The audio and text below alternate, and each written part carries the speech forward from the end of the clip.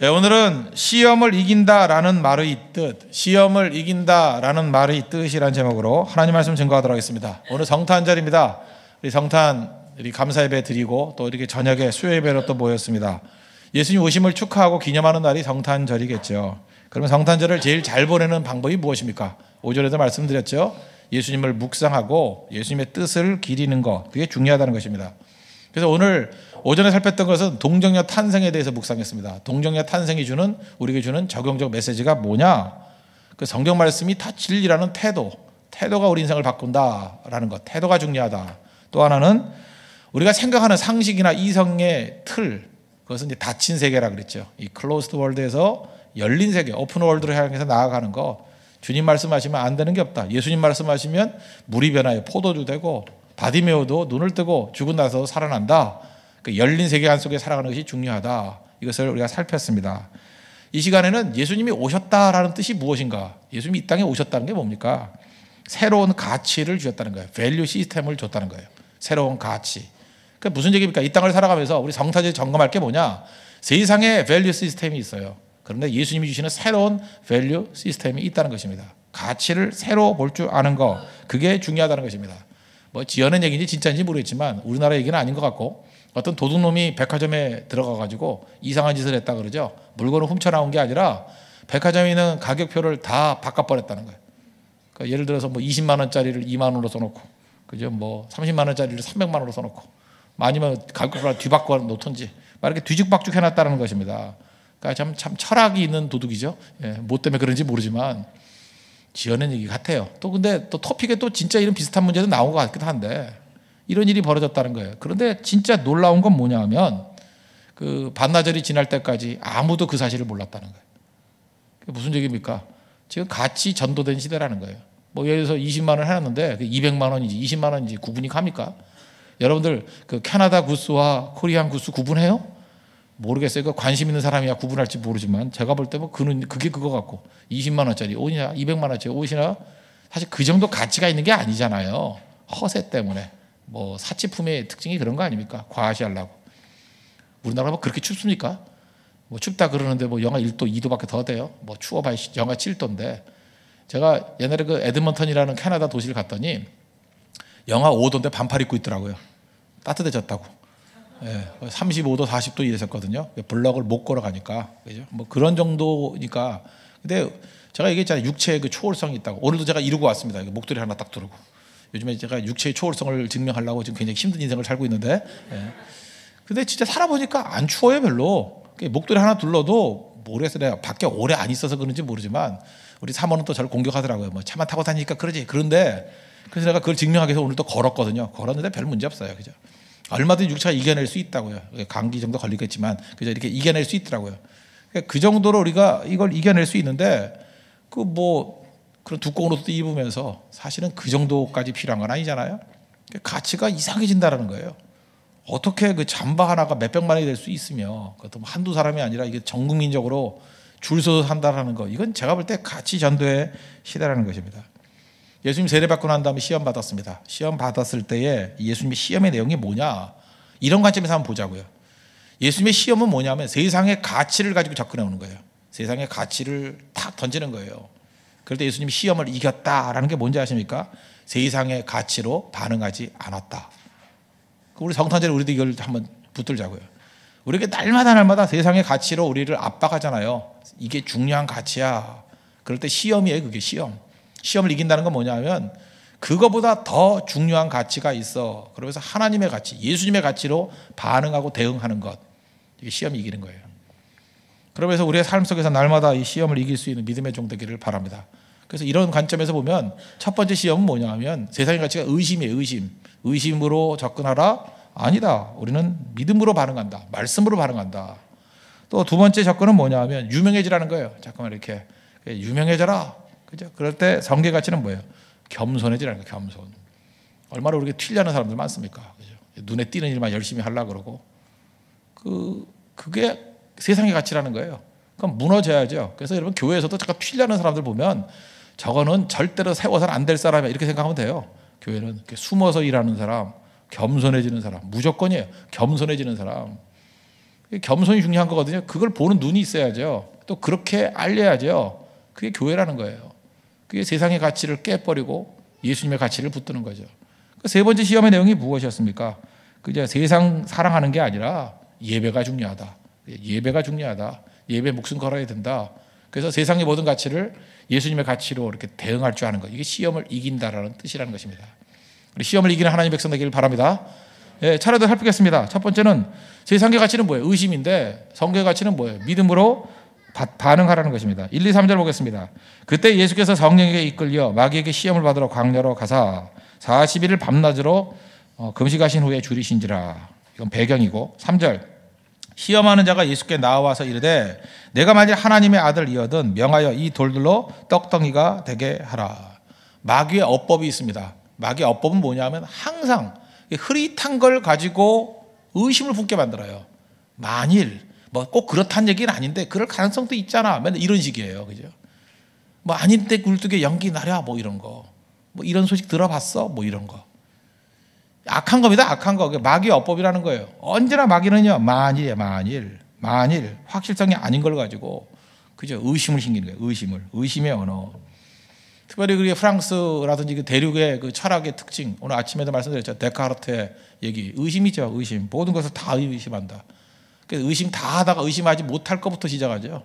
내가 생각하고 있다는 거. 이건 의심할 수 없다. 거기서부터 시작하는 거 아니에요. 그래서 방법이 뭐예요? 의심이에요. 의심. 항상 의심 갖고 만드는 거. 신뢰하지 못하게 만드는 거. 그래서 의심의 재료를 계속 준다는 것입니다. 그래서 예수 믿는 사람들도 이것을 세상 사는 방법인 줄 알아요. 그래서 뭐 학문하는 방법을 가지고 믿음을 접근한다고요. 다 의심하자. 교회 안에 의심 세력이 얼마나 많이 들어왔습니까?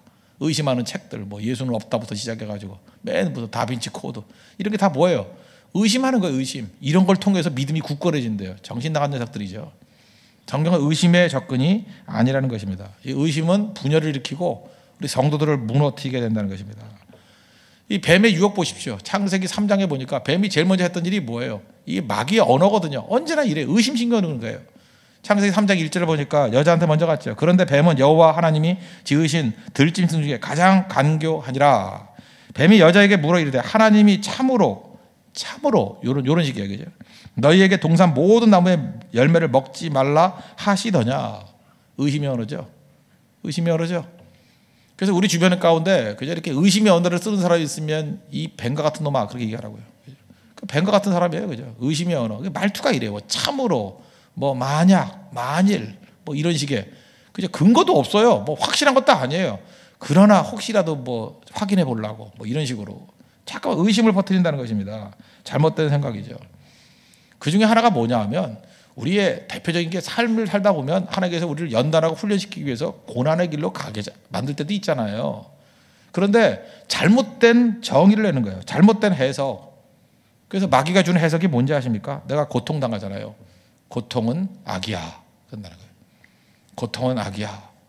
내가 이렇게 가난한 걸 보면 하나님이 너를 버리셨어. 궁핍함과 배고픔 이건 하나님이 버렸다는 증거야. 이게 먹힌다니까요.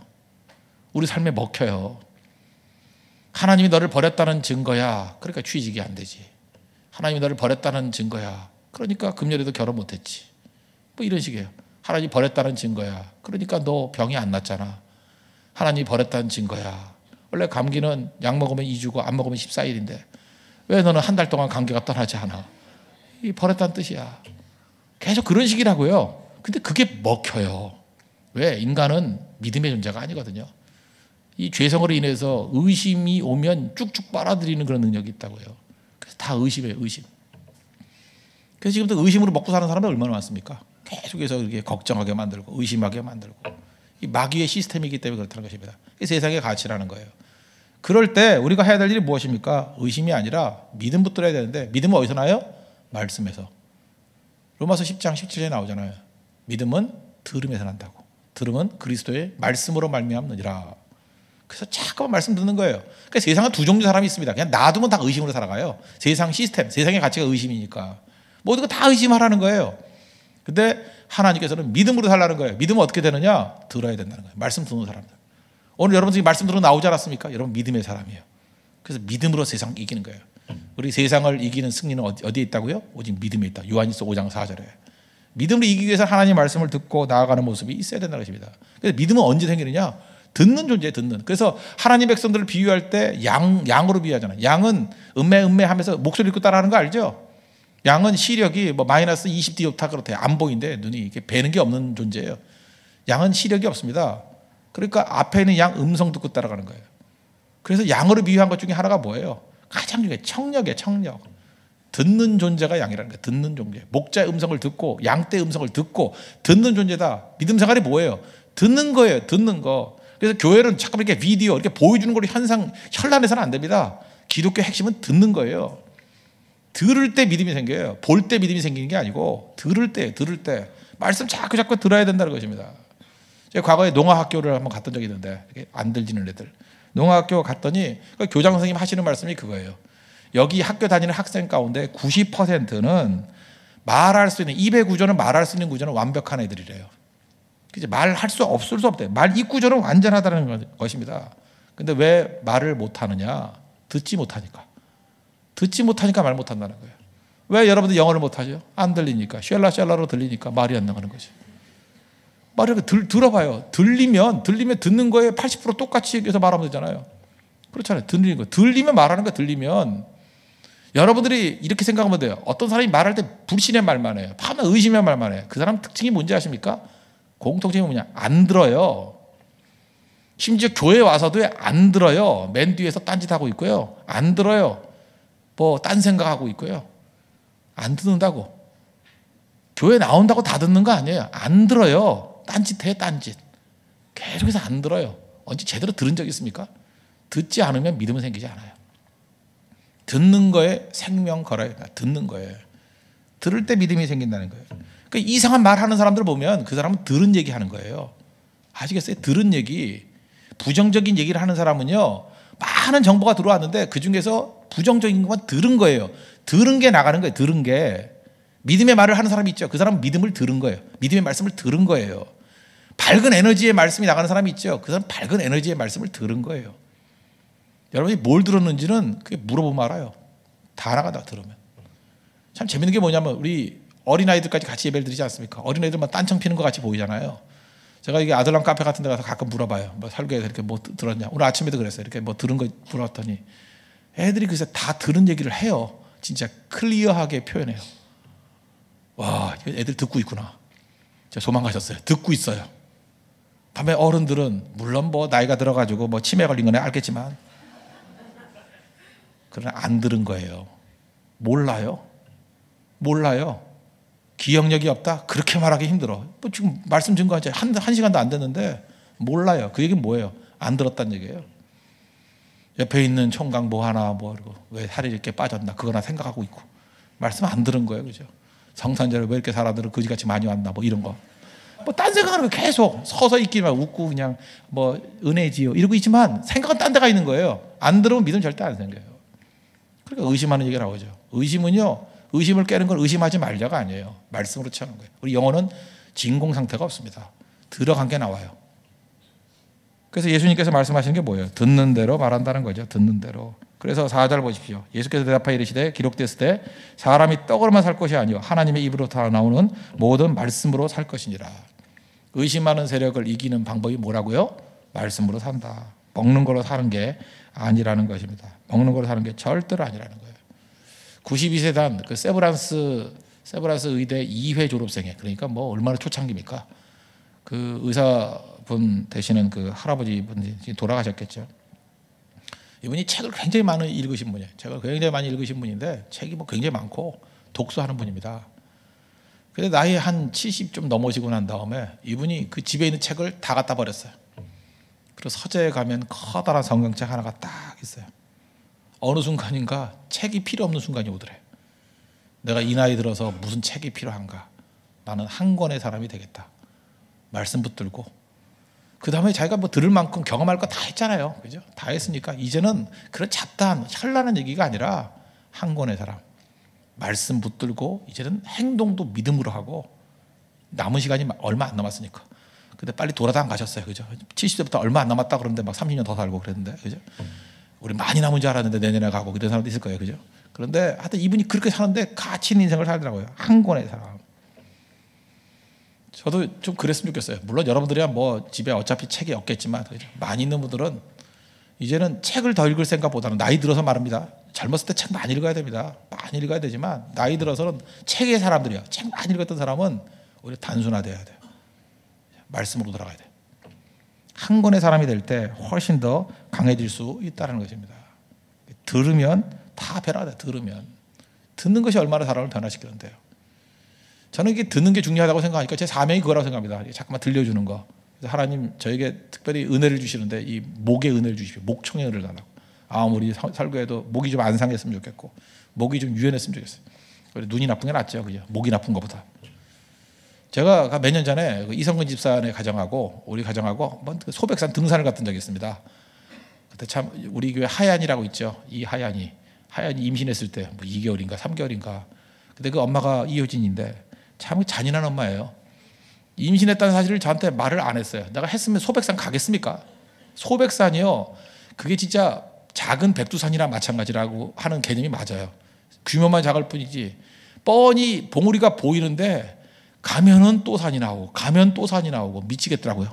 한 7번인가 가도 끝이 없어. 가도 등산을 한 7시간 8시간 좀 코스를 좀 길게 잡아서 그런지 모르지만 계속 넘고 그래서 뭐 충청도 갔다가 경상도 갔다가 다시 충청도 왔다가 뭐 이런 코스예요. 그죠? 뭐 굉장히 넓더라고요. 소백산이 만만치 않습니다. 그 먼 코스로 가면. 근데 그 코스로 갔어요. 뭐 길을 잃어버린 건지 모르지만 하여튼 그렇게 돌았어요. 근데 내려와가지고 한다는 소리가 자기 임신했대요. 와. 그래서 그 유산하면 어떡할 거냐 그랬더니 뭐 그래서 죽으려면 죽어야 된대. 와, 무서운 엄마예요. 스파르타. 그게 하얀이에요. 그래서 하얀이가 하얗게 질려가지고 지금 얼굴이 하얘져가지고 2월 14일에 태어났다고 이제 Y데이 때 태어났다 해서 하얀이라고 하는데 그 소백산에서 내가 하얀이도 인상인 적이지만 또 한 가지 인상적이기 때문에 뭐냐면 너무 힘들어서 이렇게 등산하다가 쉬었다고요. 이게 올라가는 길에 이렇게 등을 지고, 그죠? 저는 등 징지고 밑에 있는 사람들은 이제 헐떡이고 올라가. 그래도 제가 좀 빠르니까, 그죠? 위에서 빨리 와. 그러면서 앉아서 쉬고 있었어요. 그랬더니 위에서 산에서 내려오던 어떤 사람이 그러더라고. 저 안 보이거든요. 이렇게 뒤만 보이던데. 뒤통수 머리가 벗겨진 것 때문에 보인 것도 아니에요. 모자 쓰고 있었어요. 안 보였거든요. 누군지 몰라요. 근데 갑자기 전 목사님이세요. 그러더라고요. 나 깜짝 놀랐어요. 그래서 어떻게 알았어요? 그죠? 어떻게 알았어요? 그랬더니 내가 설교를 15년 들었대. 목소리만 들어서 알겠대. 목소리만. 하도 특이한 목소리라서. 그때 제가 사명감을 느꼈던 거 아니에요. 사명감을. 설교는 열심히 계속 해야겠구나. 그죠? 설교 중단하면 안 되겠구나. 그죠? 그 말씀 설교 안 한다고 들었던 거 또 듣고 자기 외웠대요. 그분이 전주 사람이라 그러던데 거기서 다 같이 들었어요. 그죠? 그래서 그 한 무리가 성경 다 들었다 그러고 등산도 못할 정도로 앉아가지고 얘기하자 그러는데 말 도망쳐 버렸죠. 그런 거예요. 제가 그때 느꼈던 게 뭐냐면 결국 믿음은 언제 생기냐. 그분이 그런 얘기 하더라고요. 그 들었던 말씀이 자기 삶을 견디게 만들었고 난관을 이기게 만들었고 뭐 간증이 끝이 없어요. 핵심이 뭔지 알아요? 믿음은 들으면 낫더라고요. 의심하는 세계가 아니라 많은 어려움들 의심하면 넘어지는데 믿음 가지고 나아가니까 극복하고 승리하게 되는 모습들이 있더라는 것입니다. 전 지금 마귀가 우리 젊은이들, 지금 많은 젊은이들 방황하게 만드는 이유 중에 하나가 뭐냐 하면 우리 에베소 5장 16절 보면 이런 말씀이 있죠. 세월을 아끼라 때가 악하니라. 그 시간을 구속하라 그런 얘기도 있거든요. 시간을 갖다가 이렇게 건져내라. 세월을 아끼라 때가 악하니라. 그럼 때가 악하다는 뜻이 뭐예요? 세상 만사를 다 의심하고 살아가게 만드는 거예요. 별로 똑똑하지도 않은 청년들인데 마귀로 이제 그 머릿속에 계속해서 똑똑치도 않은 놈들에게 계속 의심, 불만, 모든 불의, 뭐 자기가 세상의 모든 짐을 다 짊어가는지 그런 거 계속 부정적인 거 집어넣어가지고 결국 의심으로 살게 만들어요. 그럼 무력해집니다.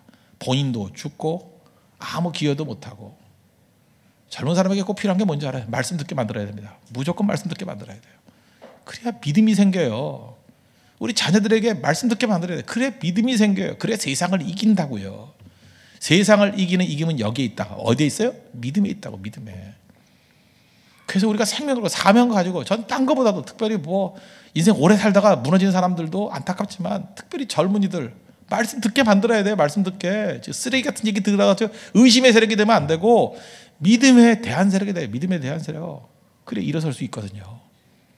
생명으로 말씀 들으십시오. 반복해 들으십시오. 말씀이 우리를 살릴 수 있는 힘이 된다는 것입니다. 얼마 전에 뭐 꽤 된 얘기죠. 근데 이 교회 말고요. 이전에 있던 교회 얘기인데 그때 뭐 응접실이 마땅치 않아 가지고 손님들 오면 이렇게 카페 많이 갔습니다. 카페. 그때는 다방에 가까웠죠. 카페가 아니고 다방에 가까운 카페였는데 그러다 보니까 사무실이 변변찮아서 이렇게 가서 이렇게 차를 마시고 하다 보니까 단골이 돼버렸어요. 그 카페 주인하고. 예수 안 믿는 분입니다. 그러니까 전혀 경건미가 없는 여자분 아시죠? 전혀 경건미가 없고 이렇게 봐도 경건미 없고 저렇게 봐도 경건미 없고 말 시켜 봐도 경건미 없고 외모는 더 경건미 없고. 그러니까 제가 참 죄송한 얘기지만 카페 주인인데 느낌상은 술집 주인 같은 느낌이 드는 그런 이미지. 이제 뭐 그런 거 있잖아요. 그 이상한 기름이 흐르는 그런 분이었어요. 근데 이렇게 자꾸 가다 보니까 전도하다 보니까 예배를 나오더라고요. 예배를 나왔는데 뭐 옷 입은 것도 화려해요. 화려한 게 아니라 교인 같지 않은 차림새로 와요. 그런데 맨 뒤에 앉다가 중간에 앉다가 나중에 맨 앞에까지 왔었어요. 그분의 얘기 잊혀지잖아요. 어떻게 해서 맨 앞에까지 와서 이렇게 예배를 드리나 그랬더니 가까이 와서 들어야 깨달음이 있대요. 그분의 표현이에요. 그러면서 진짜 믿음이 생긴 거예요. 믿음이 생기는데 그래서 한번 물어봤어요. 들은 거 다 하냐고. 그랬더니 그분 표현이 이래요. 다 깨닫지는 못해도 자기가 주일 예배 빠지면 우울해지고 꼭 실수가 많아진대요. 난 그분의 표현이지만 이게 참 정답이라고 생각합니다. 마음이 우울해지고 실수가 많아진다. 여러분 교회 나온다고 다 합니까? 설교 듣는다고 다 100% 이해해요? 저야 혼자 연구하니까 좀 이해가 되겠지만 여러분들 듣는 걸로 이해가 다 돼요? 다 이해되는 거 아니에요. 다 납득될 수 있는 거 아니라고요. 그런데 말씀을 들으면요 그냥 계속 들어보십시오. 말씀이 나를 다스려요.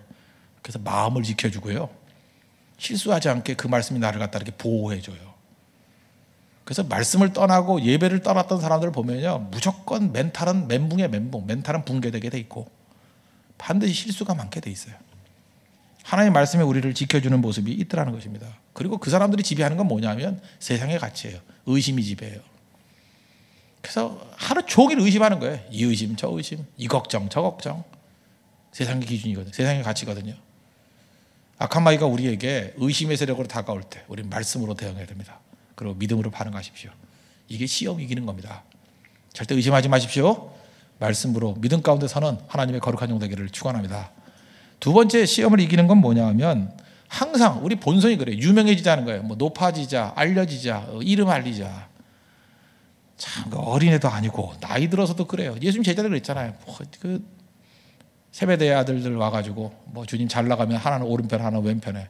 우리 모습이에요. 참 어리석죠. 제일 먼저 죽으려고 그죠? 그런 얘기 하잖아요. 오늘 5절과 6절 보십시오. 이에 마귀가 예수를 거룩한 성으로 데려다가 성전 꼭대기에 세우고 이르되 내가 만약 하나님의 아들이거든 뛰어내리라. 기록되었을 때 그가 너를 위하여 그의 사자들을 명하시리니 그들이 손으로 너를 받들어 발이 돌에 부딪히지 않게 하리로다 하였느니라. 그러니까 멋지게 센세이션 이렇게 해서 한번 자랑해봐라. 과시해봐라. 그랬다는 거예요. 이것도 말씀으로 유혹하잖아요. 말씀으로. 뭐 이게 그래요. 자기는 유명해지려고 그러는데 사람이 교활해가지고 그냥 유명해지려고 그러지 않고 그 말씀을 근거로 대가지고 뭐 주의 일을 하는 척하면서 이렇게 자기 이익을 다 하려고 얻으려고 하는 경우가 많아요. 이게 시편 91편 10절과 11절에 나오는 말씀인데 이때 말씀은 뭐냐면 어떠한 외부적인 대적의 공격이 있다 할지라도 하나님이 보호해 주신다. 그런 취지로 말씀한 거예요. 그런데 이건 뭐예요? 객기 부릴 때도 보호해 준다는 식으로 슬쩍 해석을 바꿔버린 거라고. 마귀는 항상 이런 식으로 아전인수격으로 얘기한다는 것입니다. 결론적으로 얘기하면 성도들은요 높은 곳이 축복의 자리가 아니고 높은 곳은 시험의 자리예요. 언제나 잊지 마세요. 높은 곳에 있는 게 떨어지는 거예요. 시험의 자리예요. 그래서 높은 곳에 있을 때는 조심스럽게 하나님의 일을 감당하고 빨리 내려와야 돼요.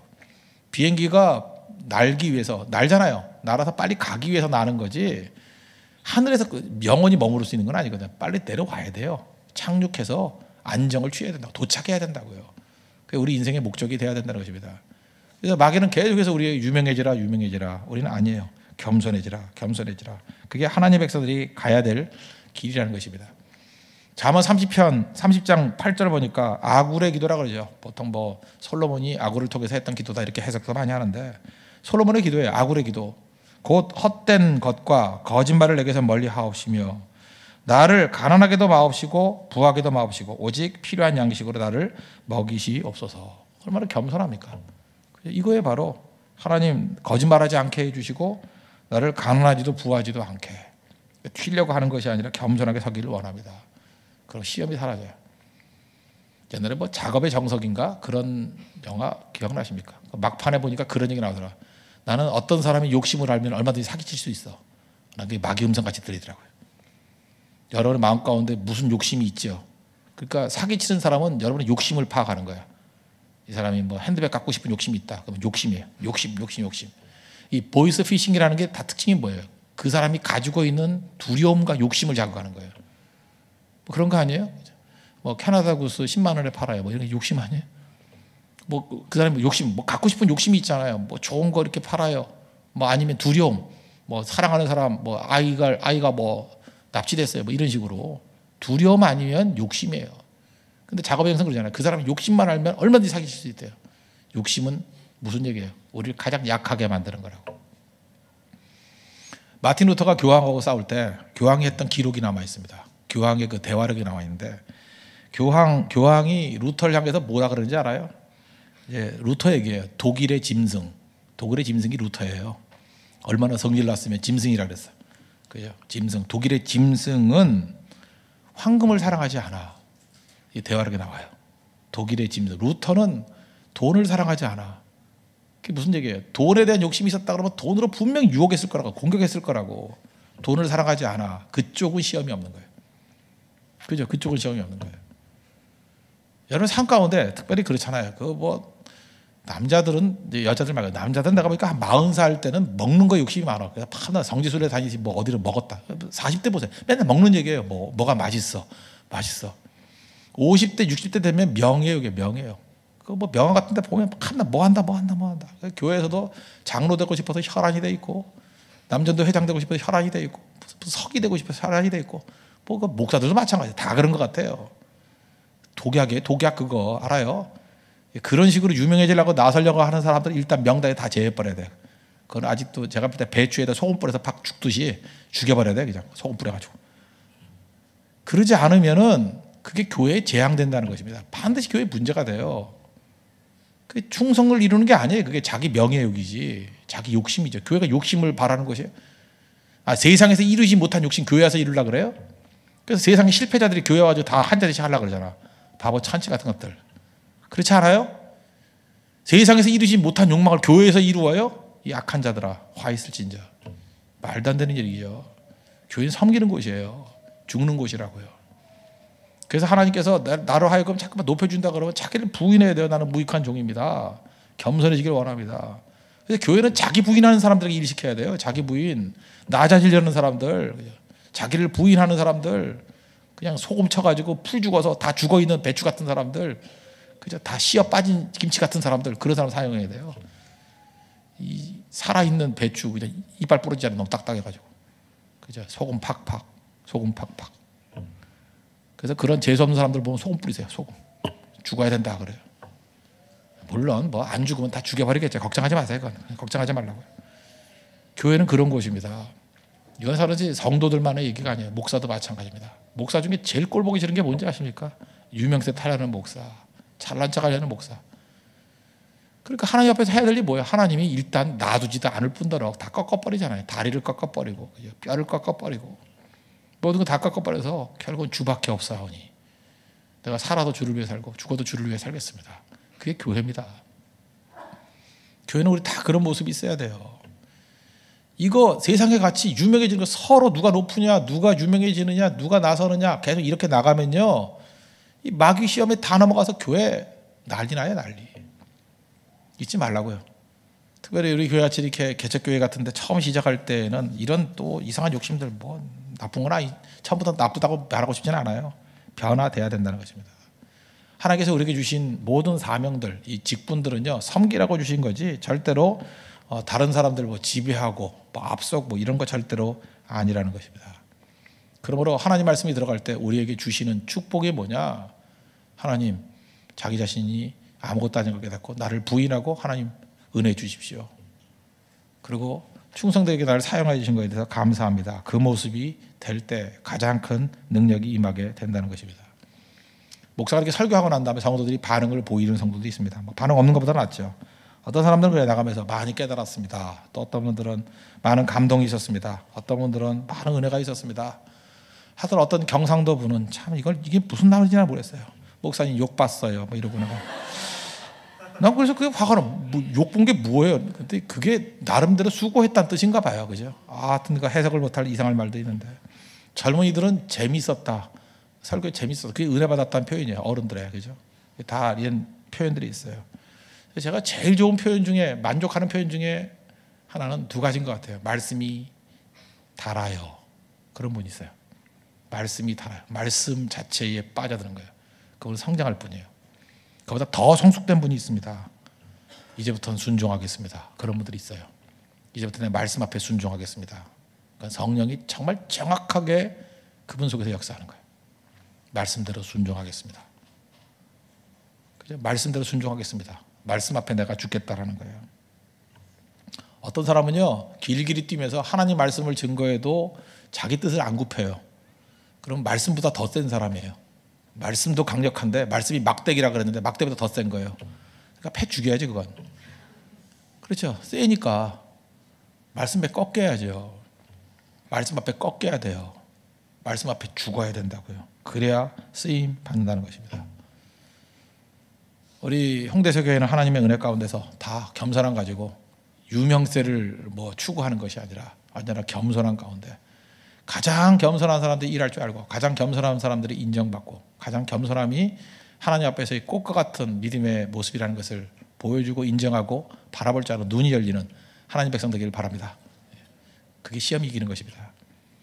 세 번째 시험을 이긴다라는 것 뜻은 뭐냐? 그 세상 살아가는 게 아니라 예배 살아간다. 오늘도 성탄절인데 성탄절에 저는 이렇게 생각했어요. 옛날에 뭐 제가 비율로 보니까 이제 한번 계산을 해봤어요. 계산을 해봤더니 성탄절에는 교인 수의 한 10분의 1에서 10분의 2 정도 왔어요. 그때 뭐 한 3,000명 정도 왔으니까 그죠? 3,500명. 그리고 송구 영신 예배 때는 한 7, 8,000명 왔었거든요. 그러니까 교인의 한 3분의 1 정도 그 정도가 예배를 참석했어요. 그러니까 성탄절 예배보다는 송구 영신 예배 때 훨씬 많이 오는데 오늘 보니까 교인의 60%, 70% 정도가 온 것 같아요. 60% 정도가 온 것 같아요, 교인들. 그러니까 성탄 예배 때 이렇게 많이 오는 걸 보니까 전 생각보다 우리 교회 이 퀄리티가 되게 높은 것 같아요. 예배를 사모하고. 저녁 예배 때도 이렇게 많이 오셨잖아요. 안 보이던 분들도 오고. 그러니까 저녁에 뭐 일하시던 분들도 이제 다 오게 되고. 그러니까 무슨 얘기예요? 예배를 사모한다. 이건 복되다는 것입니다. 복되다. 오늘 8절, 9절 보십시오. 마귀가 또 그를 데리고 지극히 높은 산으로 가서 천하만국과 그 영광을 보여 이르되 만일 내가 내게 엎드려 경배하면 이 모든 것을 내게 주리라. 뭔 소리냐? 주 하나님만 경배하고 예배하라. 그렇게 말씀하시잖아요. 이게 무슨 얘기입니까? 세상은요 항상 세상 사랑 따라가라 그러는데 예수님께서 시험 이긴다는 건 뭐냐면 아니다. 예배가 최고야. 오늘 아침에 그 안수기도 하다 보니까 어떤 그 신혼팀 가족이 일원동에 살다가 교회 근처로 이사 오더라고. 감격해요. 이유는 뭐냐? 일원동에 살다가 물론 뭐 동네가 너무 저렴해가지고 좀 비싼데 왔겠죠. 일원동, 예, 일원동. 뭐 더 저렴한 동네도 있더라고요. 삼전동도 있더라고요. 삼전동, 뭐 2천, 4천 뭐 이런 저렴한 동네도 있는데 지방 어디 갔더니 백원동이라고 있더라고요. 예. 이런 저렴한 동네 사시는 분들이 있는데 이렇게 이제 교회 근처로 오는 목적이 하나가 뭐냐? 하나겠죠. 새벽 예배 매일 드릴 수 있는 곳으로 가기를 원합니다. 제가 볼 때 그런 사람에게 무슨 시험이 있겠어요? 시험 이기는 거죠. 무슨 사랑이에요? 모든 가치가 그거예요. 예배예요, 예배. 예배 때문에 움직이는 거. 청교도들 하나님께서 왜 축복했어요? 예배 때문에 이민 갔잖아요. 예배 때문에 신대로 갔잖아요. 목적은 예배예요. 예배 때문에 움직이는 사람 치고 망하는 거 봤습니까? 오늘도 우리 성탄 아침부터 원주에서 오시는 분들 있잖아요. 원주에서 오시는 온 가족들. 예배 드릴 때 제가 볼 때 어떤 사람 그러죠. 뭐 때문에 원주에서부터 여기까지 오나. 물론 뭐 저도 그런 생각이 약간 있긴 있어요. 그죠? 그러나 오면서 묵상하는 거 아니에요. 가면서 되새김질하고. 그거 얼마나 중요해요. 그걸 우리가 무시할 수는 없죠. 얼마나 귀한 거겠어요. 난 예배 때문에 살겠다는 거예요. 예배 때문에. 온 가족이 예배를 향해서 움직이겠다는 거예요. 그 가치를 무시할 수는 없죠.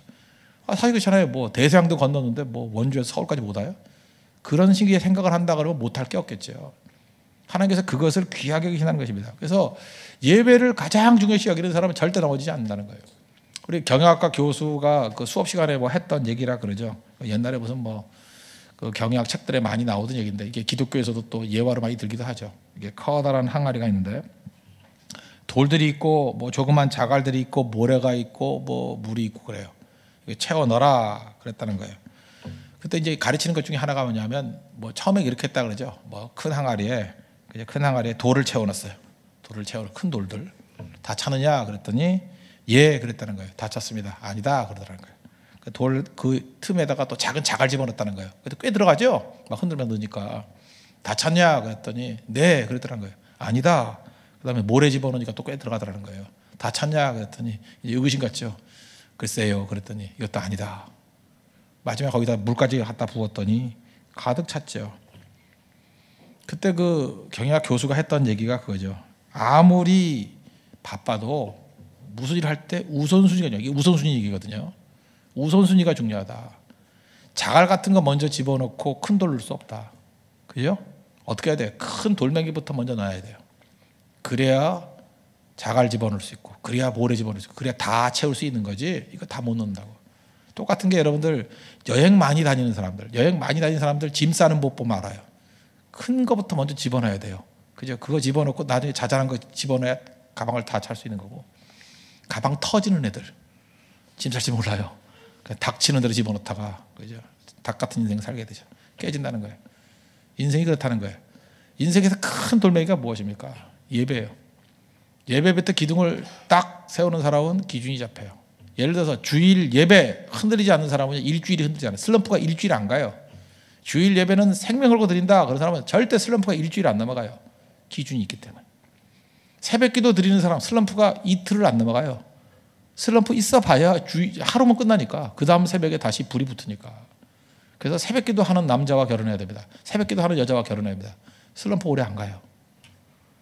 그런데 무슨 뭐 선교 때만 반짝하는 사람들 특세 위주로 이렇게 신앙생활하는 사람 있지 않습니까? 한 달 뜨겁고 5달 우울증에 빠져 있어요. 5달 괴롭히고 한 달 반짝하고 5개월 동안 또 곰과 같이 겨울잠 자고 이런 인생 많다고요. 잠수 타는 인생들 특징이 그거예요. 꾸준함이었어요. 꾸준함이. 예배입니다. 예배. 모든 시험을 이길 수 있는 것. 제가 볼 때 한국교회 주신 하나님의 최고의 축복은 새벽기도예요. 새벽기도는요 예배 중심, 하루의 중심이 예배거든요. 그런 사람 절대 넘어지지 않아요. 옛날에 우리 가정 예배 같은 게 있어요. 새벽기도 못 들을 때 가정 예배가 중심이 되는데 지금은 제가 볼 때 가정의 중심은 새벽기도예요. 새벽기도 온 가족이 드리면 다 변화될 수 있는 능력이 임하게 된다는 것입니다. 그래서 마귀가 쓰는 방법이 뭐예요? 절대 모이지 말자, 예배 드리지 말자 그거죠. 히브리서 10장 25절 보니까 모이기를 패하는 어떤 사람들의 습관과 같이 하지 말라. 그리고 오직 권하여 그날이 뭐예요? 마지막 종말이 가까울 때에 더욱 열심히 모이자, 더욱 그리하자. 주님의 음성입니다. 그래서 여러분 시험을 이기는 방법 하나님의 은혜 가운데 예배 중심적인 인생을 살 때 승리할 수 있다는 것입니다. 말씀 결론 맺겠습니다. 결국 시험이란 게 뭡니까? 시험이라는 것은 세상 기준을 가지고 살라는 게 시험이에요. 시험을 이기는 게 뭐예요? 세상 기준을 무시해버리고 예수님의 기준을 가지고 반응하는 거기 시험 이기는 것입니다. 세상 기준이 뭡니까? 의심하며 살라. 하나님 예수님 기준은 믿음으로 살라. 말씀으로 살라. 세상 기준은 뭐예요? 유명해지라. 예수님 기준은 뭐예요? 겸손해지라. 낮아지라. 세상 기준은 뭐예요? 세상 사랑하며 살아가라? 아니다. 예배가 중심이다. 그래서 이 세 가지로 반응한다 그러면 우리 삶에 있는 대부분의 시험과 환난은 사실 아무것도 아닙니다. 반드시 승리하는 하나님 백성이 될 것입니다. 이런 승리를 맛보는 믿음의 종 되기를 축원합니다. 기도하겠습니다. 이 시간에 성탄절에 예수님께서 주시는 메시지 붙들고 세상의 가치를 부인하고 예수님의 가치 붙들고 일어설 수 있도록 해달라고 다 같이 하나님 앞에 간구하도록 하겠습니다.